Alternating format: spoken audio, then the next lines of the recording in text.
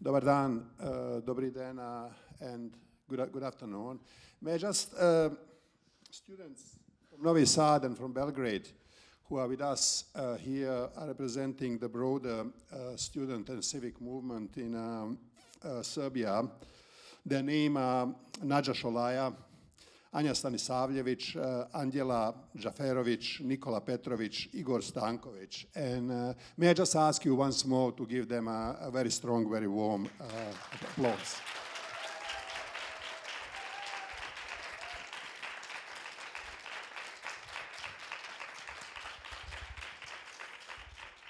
And let us additionally give a applause to the Snaga iz Praga, or the Power for the Prague. These are the informal association of the citizens from Serbia living here in the Czech Republic who have initiated this visit of the student representatives. They have organized everything, so they deserve to receive our applaud as well.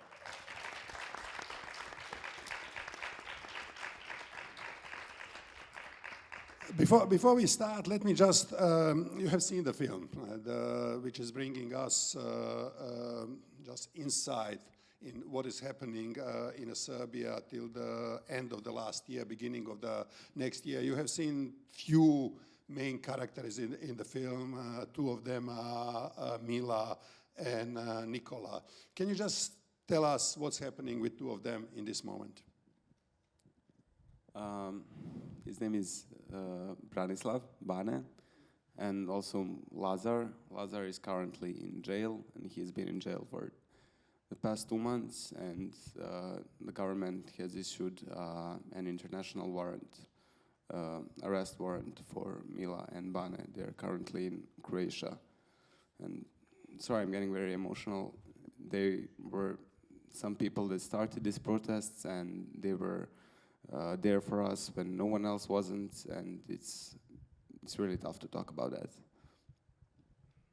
So you see, it's a tough. Let's say we are really kind of talking, and people here representing coming and doing something which is tough, which is dangerous, which lasts already 6 months. And let me start with the question. You're sitting here, some of you are, 20 years old, 21, 23. So why exactly the students have been the one who started to protest, who found the courage, and why you have felt that you should take the responsibility for the whole society? So, Igor. So we started protesting because we really had enough. Although elderly sometimes say they're all the same, it could be worse. We don't know for worse. We haven't seen worse than this, and that's why I've been on the streets for the past 5 months. And it all started on the faculty of dramatic arts, so I would hand over the floor to my colleague Angela from that faculty, so she can tell us more about how it all started.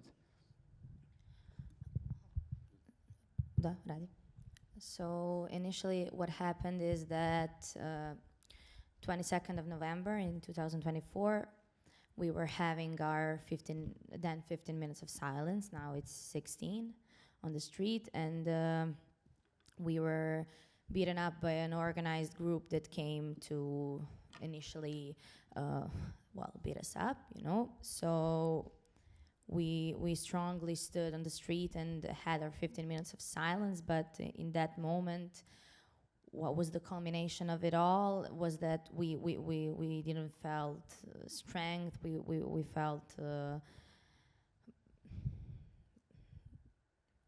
impossibly sad because of everything that happened. And then when you feel the need to fight with someone, you feel someone pushing you, spitting you, it's very inappropriate.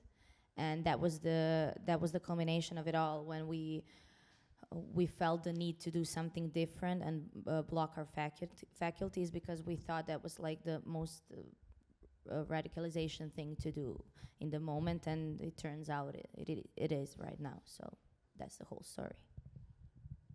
And what about, so you described to us how it started. It's a kind of, impressive group of the students, but on the other side, when you take the whole society, the small group of the students occupying one university. That's how you started in 22nd of the November. We are now in May 2025. In the meantime, probably as far as I know, almost all faculties around the Serbia joined. The secondary school, as a kids, joined you, and you expanded into the 400 cities, and then you reached the peaks of the big, huge demonstrations happening in the big cities. So can you just tell us what are for some people here who follow it and know it very well, but there are some people in the audience here who don't know what are the key benchmarks, what are the key events which happened in the last 5-6 months in a growth and development of your movement. Nadia. Well, there were a lot of things that happened, but I would like to mention a few. So a month after you were attacked in front of your faculty, so December 22nd, was at the time the biggest protest in Serbia, in Belgrade at Slavia Square, with over 100,000 people there. Then you saw the New Year's Eve, which we stood in silence, and we came into this year in silence. And then we started having these big protests. So we had, in January, we had Autokomanda, and then we had the first general strike and the protest for that.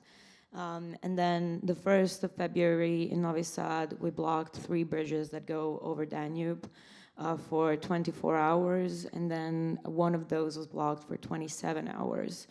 On the 15th of February, we all went to Kragujevac. On Sretenje, the name of the protest was Sretnimo se na Sretenje. Then March 1st, we went to Niš for Studentski edict, and then March 15th, we went to Belgrade. All of these protests gathered over 100,000 people, and in Belgrade, even though the numbers, we don't have the exact numbers, it was almost 1 million people, even though some of the reports say it was a lot less, but people who were there know that it was a lot more. So those are the biggest things I would say happened. And then after that, we kind of tried to go do other things, because these massive protests were obviously not helping, because on March 15th in Belgrade, 15th for the 15 people at the time, unfortunately there was a 16th victim of the tragedy that happened on November 1st. It was so. On March 15th, a sonic weapon was used on the crowd when they were standing in silence for 15 minutes. So I would say those are some of the biggest things that need to be mentioned. Thank you. Nicola, can I just let us know what are the demands of the students and of the movement? What has been the demands in initial phase of the movement, and whether things have changed as things developed, whether you have added some additional demands, and what you have been asking at the beginning and what you are demanding now? Publication of the complete documentation concerning the reconstruction of the Novi Sad railway station, which is currently inaccessible to the public. Second, we demand confirmation from the relevant authorities of the identity of all people for whom there is a reasonable suspicion that they physically assaulted students and professors, and we also demand the initiation of criminal proceedings against them. Furthermore, we demand the dismissal of these persons if it's shown that they hold public office. Third, the withdrawal of criminal charges against arrested and detained students during the protests, as well as the suspension of already initiated criminal proceedings.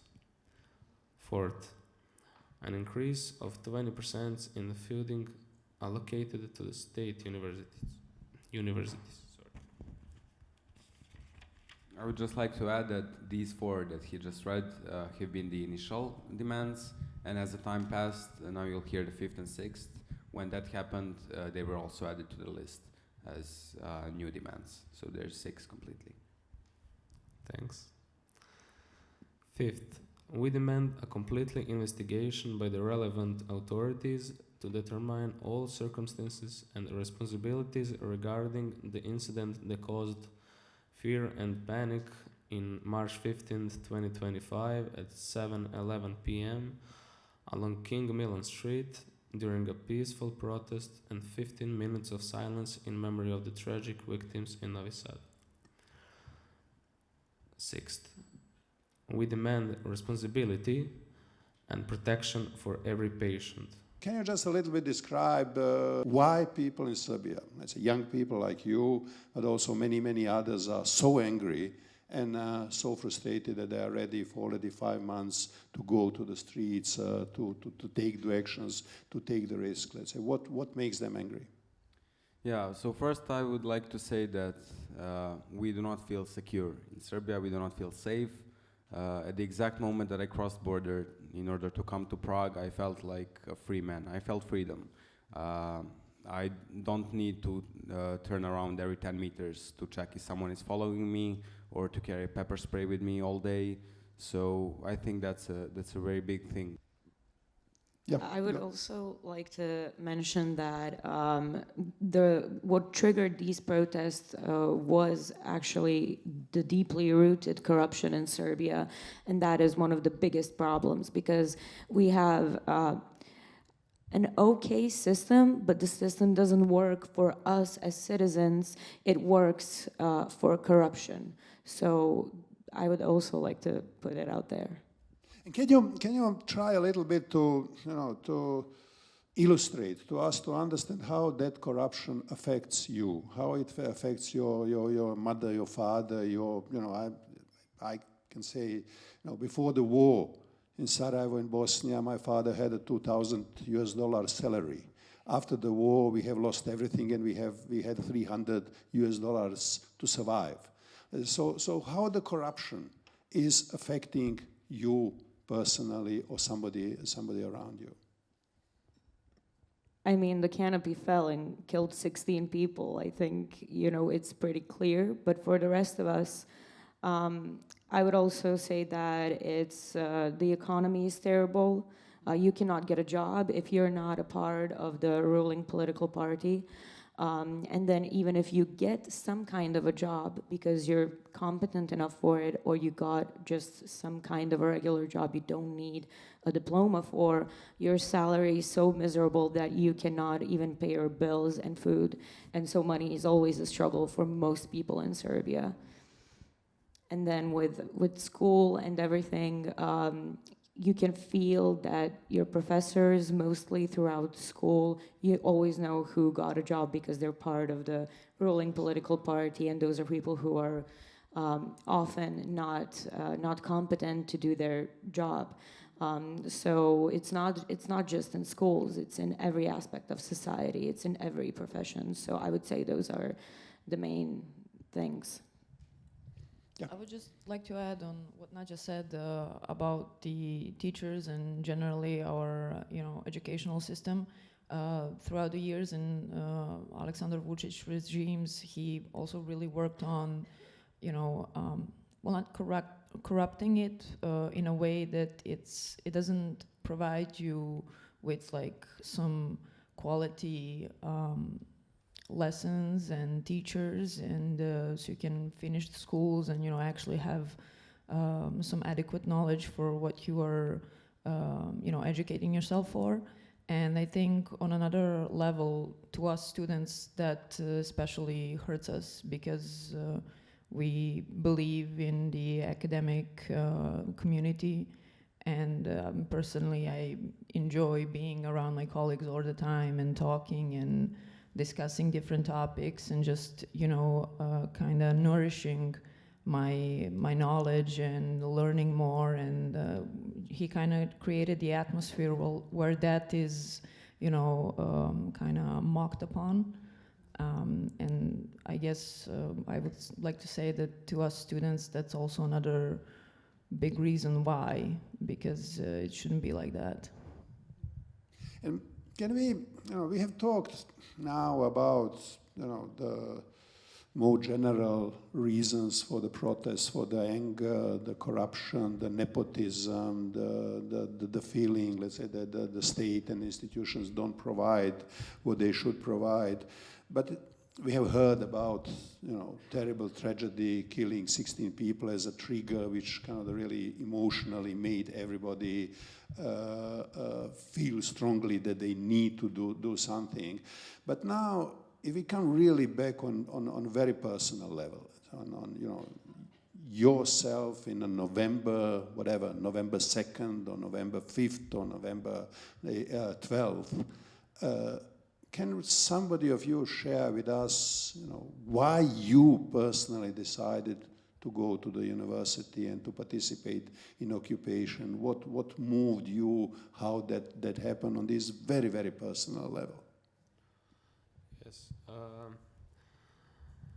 In situation like this one in Serbia, me personally, I definitely can just sit and watch my colleagues, friends, people who are fighting for justice. So, as I said, I just cannot sit and watch. I need to fight, and especially because I have a little sister.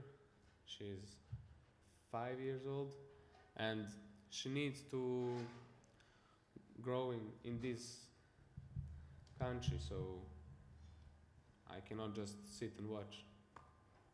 And you are first year university student of the Faculty of Law, isn't it? Yeah. Yeah. Okay. Yeah, I would like to also maybe add on that question, just generally the story, because for me it's also kind of very personal. I study in Novi Sad, so I've been living there for 4 years now, and also Canopy fell and the tragedy happened on my birthday, so it was really just a mix of many intense emotions.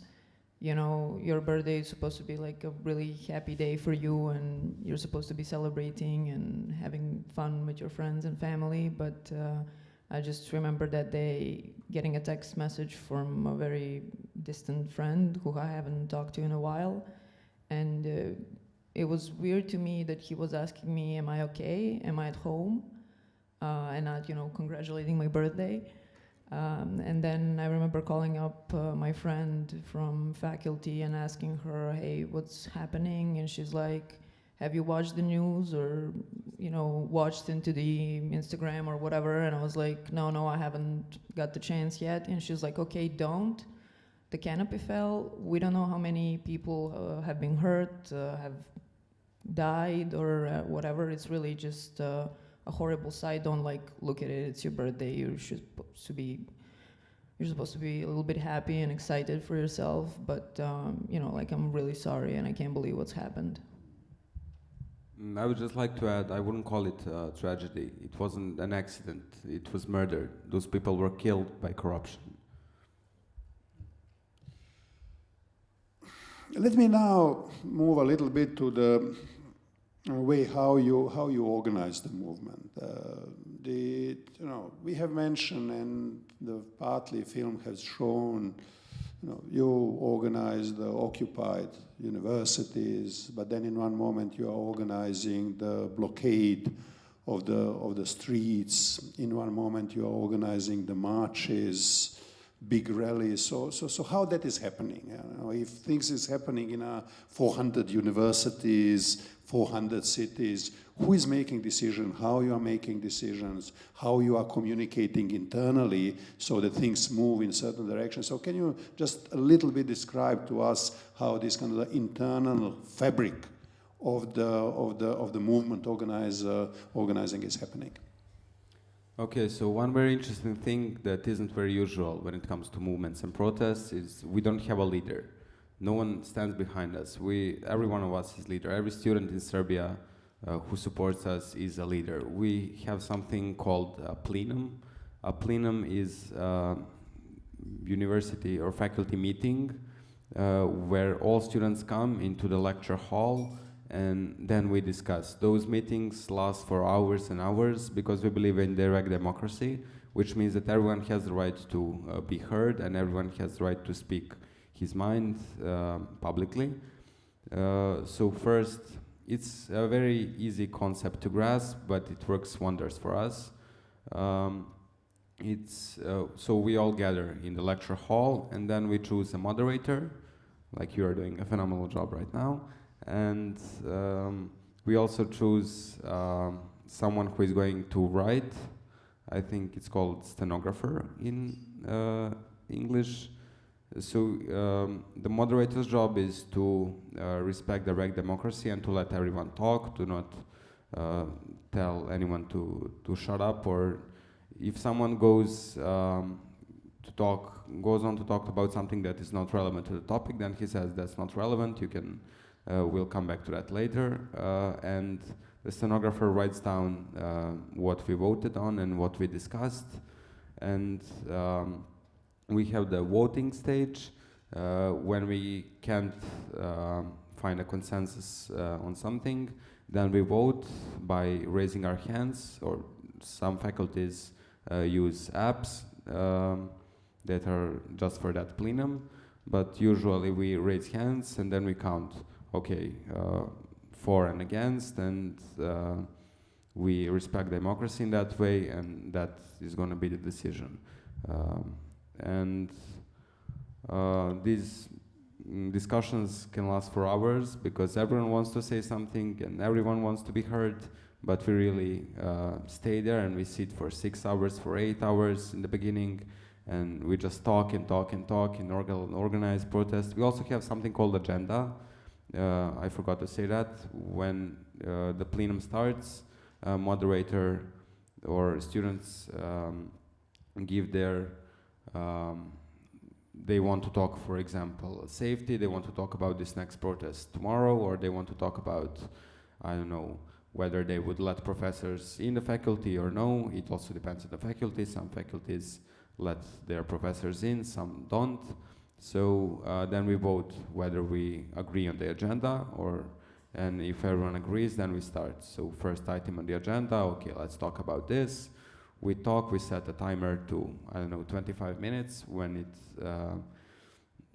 finishes, then we vote on something we have agreed on, and if not, we extend the time a little bit, and then we vote again when we are ready.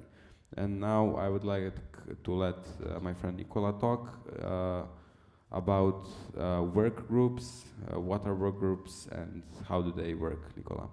If I can just jump in before Nicola continues, one, I think, really important thing to mention about the moderator's job is that they also need to look after whenever we're having a discussion or somebody is presenting some idea or whatever, if somebody is not doing it in an academic, argumentative, and constructive way, then their job is to stop them and tell them that they can't lead a discussion and talk and behave like that in plenums because like Igor said, every voice and everybody has the right to be heard, but like if there are some ad hominem attacks or just not constructive talks, it's also their job to kind of shut them down and let them know that they're not behaving in the way they're supposed to.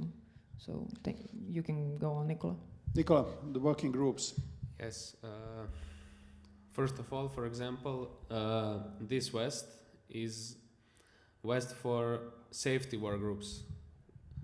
Every member, as you can saw before on film, that I would also like to add that we have a creative team. It's their job to make events such as this one, for example. And then we have street actions, and they organize the logistics of protests. And then all these work groups need to kind of work together to actually make anything possible that we're doing. And then all of those exist at every faculty and then at every university level, because that's what happened when we blocked everything, and then we realized that we needed to talk. Explain. Well, somebody recommends something, it could be anyone, and then if we all kind of agree with that, we move forward with it. So in Novi Sad, when we organized the 1st of February, the idea originally was, somebody thought of that, I think in December, and then it was every plenum's decision to see if they support it or not. Do they like the initial idea? And then every work group needed to do their part of the job to make everything possible. And it's like that for everything we do. And how things kind of the move from the level of one faculty, one university, let's say, so that basically you want who decides and how you decide that next week we do the blockade of the streets, and 3 weeks from now on, we do the march from one city to another city. For something like that, you need the coordination across the couple of universities, couple of cities. So how the coordination is happening beyond one single or 2, 3 university or faculties in one city? Whoever, just pick it up, just start another. Well, as you have plenums, you have these big meetings of delegates. I would say they all have different names in each city. But when somebody, let's say I go to Faculty of Philosophy in Novi Sad, and then we make a decision we want to do something, or a certain work group asks if we support the idea, if we're going to come, if we're going to do that. And then the big, meeting of delegates from every faculty of one university, they kind of sit down and then they say, okay, well, do you want to, send this to your plenum? And then when we agree on something at a university level, then we have those kind of meetings with other cities or other universities and their delegates. And then with that, the president called it protest tourism, that we did these big protests in every university, big university city. We kind of got to meet a lot of people and a lot of different delegates and people who are in the same work groups as us. So he's from Belgrade, from the media team. I'm from Novi Sad, from media team. And then, we get all of these opportunities to meet other people and meet each other and then discuss it in real life, in real time, in person. Okay, yeah. Yeah, I also would like to add that the important link between communication between different faculties or universities, we also have, over the time we kind of made the team that is for the communication. So everything goes over our official emails of our faculties. And that's kind of how we, exchange informations, giving the protests or some actions. For example, all of the big protests that happened that I think Nadia mentioned. So Belgrade, Novi Sad, Niš, Kragujevac,